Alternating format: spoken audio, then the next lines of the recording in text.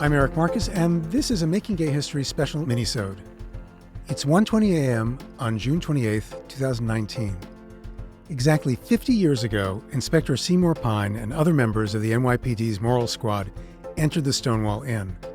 The raid sparked a series of riots that in turn set off a wave of protests and organizing that transformed a small movement for gay civil rights into a national movement for gay liberation.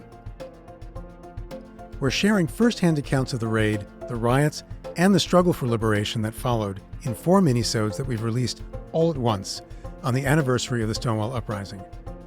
We're able to bring you these very special extras thanks to the generous support of Christopher Street Financial. Since 1981, Christopher Street Financial has been helping members of the LGBTQ+ community make their important life and wealth decisions. Barbara Gittings and Kay Lahusen were almost as far from the action on Christopher Street as I was at this time 50 years ago. They were spending their summer, as many LGBTQ people still do, on Fire Island. When they heard about what happened, they headed straight for New York City to join the explosion of post-Stonewall organizing. But I almost didn't hear about that. In 1989, after several hours of interviewing Kay and Barbara about their work in the homophile movement, we were wrapping up. I was about to pack up my tape recorder, but then I got this uneasy feeling that I was missing something. Am I making a mistake if I don't cover some of your involvements, later involvements, in detail? What is your timeline? Up to Stonewall? No, up to 1990. Up to 1990. Oh, well then we haven't finished really, with you yet. No, that's right. There really is a lot. How did you hear about GAA? She was one of the co-founders. Well, I used to go to the Gay Liberation Front meetings. How did that come about? Were you in New York at the time? Yes, I worked in New York, and Barbara and I were out on Fire Island, where we had rented a very lovely house along with some other women. And when we heard about the Stonewall riots, and then when we came back in, these Gay Liberation Front meetings were going on, and so I immediately started attending. It was the best theater. Well, it was the only game in town other than Mattachine Society, which had been rather slow, or had seemed to some people to be rather slow to respond. So stuffy, and its day was over. I mean, these organizations do seem to have they a have to have built-in a time, right? trajectory. Mattachine seemed to be past it for a lively response to the Stonewall riots, and instead came GLF to fill the void. Barbara would come up too from Philadelphia, and we would sit there. How were you treated by the GLF crowd? Yuck. They were huge meetings. They didn't even know who we were, so it didn't much matter. That's not always the case. I remember a meeting that I attended along with Frank Kameny. You might ask him about it if you haven't already covered him, and a gay activist woman from Philadelphia named Berna Aronson. And there were a couple of others. And I don't remember the year, but it was early on. And we were, would you believe, I don't know how this happened, but we were sort of called on the carpet. Mm-hmm. There was no carpet, of course. At a GLF meeting in New York City. Mm-hmm. And Frank was there from Washington, I was there. Here was a brand new organization that was presuming to tell everybody how to run the show. And they actually called us on the carpet to explain who we were and what we were doing there. Why were we at a GLF meeting? It was incredible. I mean, for once, I think Frank was even dumbfounded so that he couldn't come up with any kind of... I'm sure he regrouped. They wanted to know, what are your credentials? What are you doing here? As though you owed them... How can you presume to speak for Yes, Katie? as though you owed them an explanation of your presence in that room, when in fact the meetings had always been advertised as open to everyone. And I think finally my response just boiled down to sitting there very mulishly and saying, I'm gay, that's why I'm here. Well, how would they have picked you out from...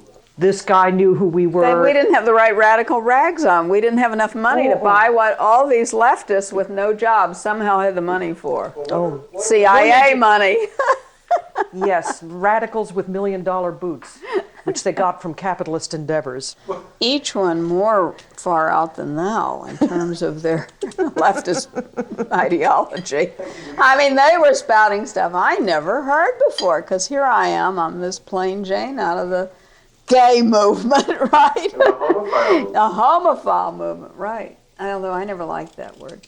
But you were in the Pre-69 movement, and you were a dinosaur. Yeah, right. I was a dinosaur. They didn't know me from anybody. Well, the New Wave frequently does try to, put out of business the last wave. It was a whole new lingo of oppression, and they used to be And the clenched really fist wild. as the symbol, and the clenched fist shown in a lot of pictures of people radical rising up angry. And the radical butterflies. And Had limited appeal, let's face it, for a lot of people who were not ready to be so there. angry There were about these everything. Totally emotional blowouts every meeting. I mean, it was like going through a catharsis every time.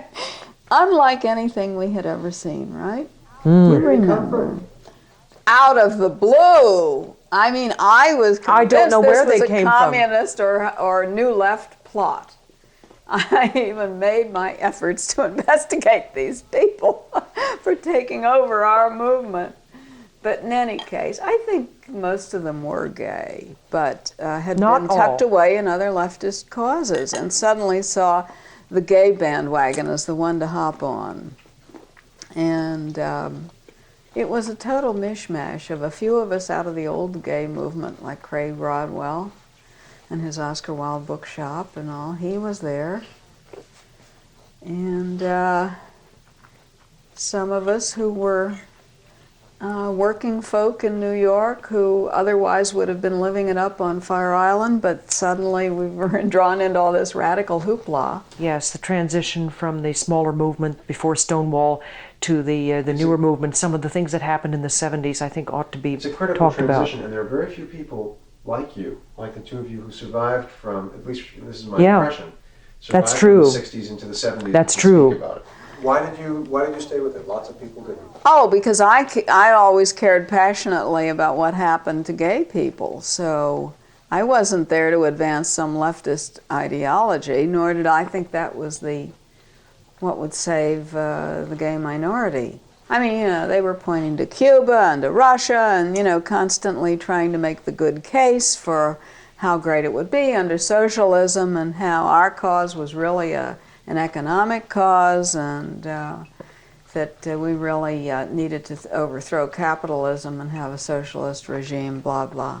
You can only do so much in this world, and my passion has always been to alleviate the loneliness and increase the acceptability of gay life. And they had so many little factions, and they would have their endless blowouts with one another.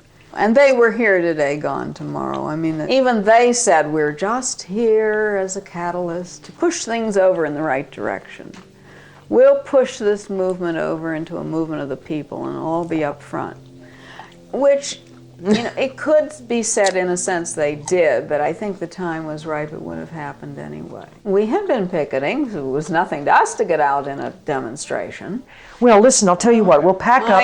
My driving force here. I'll take you home. I'll leave you with one thought. My driving, force, and the reason I am so passionate about all this, it really is that it just is really so wrong that a good gay relationship had to break up because it was felt at the time that this was no kind of life to be lived, that there was no good quality of life in this direction. And I just want to turn that around in this world. And that's what drives me. I was going to say, if ever there was a driving reason, that is Okay. that is as strong a driving reason. What you're talking about is what happened to you is that you had you had a love relationship with someone that was destroyed Right. because society said it was wrong, even though you knew Right. it wasn't wrong. Right. That's right. And there's nothing, I don't think, more tragic for two people to experience. For no than good that. reason. Right. Boy, is that the crux of it. Thank you. Barbara and Kay remained active in the movement for the rest of their lives. Barbara died on February 18th, 2007. She was 74. Kay Lahusen is 89 and lives in a retirement community where she hosts a monthly gay dinner table. Hi, Kay. Making Gay History is made possible by support from the Jonathan Logan Family Foundation, the Calamus Foundation, Andra and Irwin Press, and Christopher Street Financial. Learn more about Christopher Street Financial at christopherstreet.com. This podcast is produced thanks to an incredible team of hardworking professionals. You'll find them listed at makinggayhistory.com. That's also where you'll find full transcripts, archival photos, and extensive additional resources that come with all our episodes, mini and major.